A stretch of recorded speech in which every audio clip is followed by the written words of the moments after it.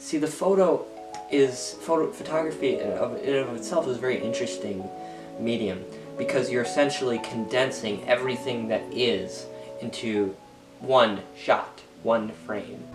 Oh no! Yeah, this isn't a picture that I am very fond of. It kind of just made me think, oh god, what are we doing now?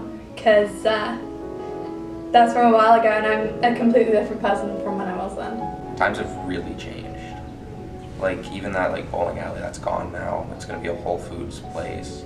It's interesting that none of us knew how our lives would be now at this point, and that was sort of what we were all building up to.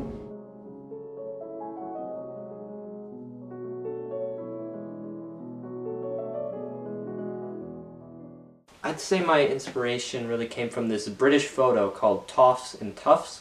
A lot of people have seen it, maybe not necessarily know where it comes from. It's from Life magazine in the 30s, and it depicts 2 well-off kids and 3 not-so-well-off kids. So that leads me to this picture that was taken of me and a couple other people in the 8th grade.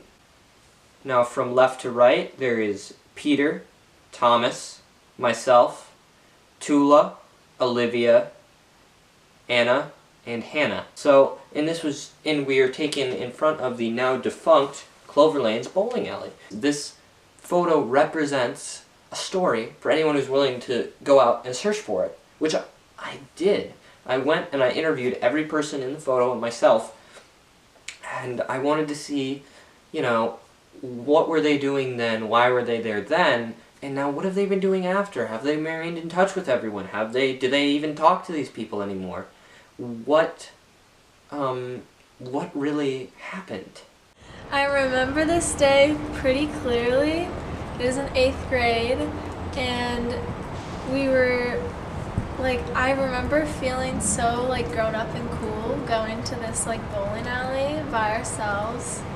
And we all decided, we're going to go bowling, we'll have fun, it'll be a great time.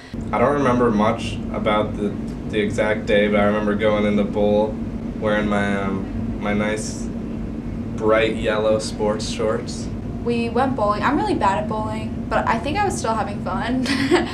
And then we decided we would take that picture, and the reason why it's at such a weird angle is because Peter originally didn't want to be in it. I remember Peter refusing to do the pose. That's why he's standing off to the side.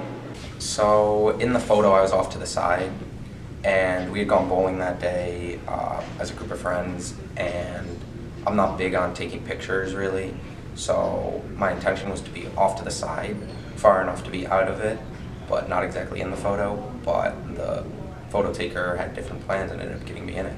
So that summer, I remember that specific group of people, we would hang out a lot. We would talk, we would have Skype group chat calls pretty much every single night. We would go see horror movies on the weekends at Movies 10, because that's where they were cheapest.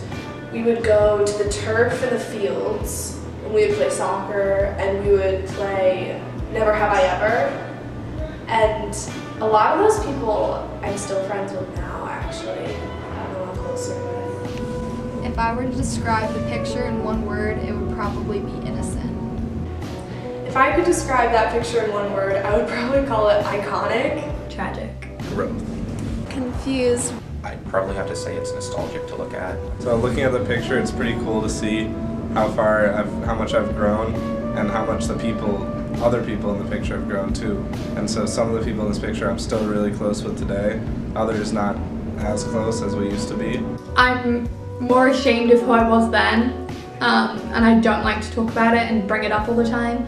I'm definitely not proud of that time. So after that year, we ended up going into high school, and that's kind of when I feel I kind of drifted apart from the group. So I'm not really very good friends with any of these people in the picture anymore. I still hang out with Hannah, but that's about it. And I'm still friendly with Patrick, obviously.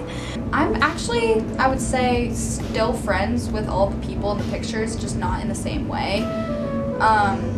We definitely grew apart, but I feel like this year everyone's kind of come back together in one way or another. Like, I definitely still talk to all of those people. I've found many more friends outside of where I am across the world, so I'm a lot happier. I travel a lot more, so I'm working in 3 different countries this summer. I'm going into health and global studies. Yeah. Okay, so senior year has been very, very different since 8th grade. So for the last 2 years, junior and senior year, I've been on student council. So junior year, I was a rep. Senior year, I've been vice president. That's pretty much the main club that I've been a part of. And I have been working in an animal hospital for the majority of my senior year and junior year. So that's sort of where I'm at right now. That takes up about 20 hours of my week, so it's a fair amount of time. I worked with the baseball team on keeping track of stats, which is something I really enjoyed. I've really just had a enjoyment in numbers and percentages and all that. So in high school I started getting into making beats. I'm really into music. Senior year, I became captain of the cross-country team. And I got more involved with Mosaic Club. And I've been working on a lot of college applications. My plans for the future, So as of now, I plan on going to SUNY ESF, which stands for Environmental Science and Forestry in Syracuse, to work on wildlife conservation. I plan on going to college. Not entirely sure where that'll be. If I could choose anywhere, I'd like to go to Bryant in Rhode Island. I am hoping to attend Cornell University in the fall. I applied early decision there, so we're waiting on that right now.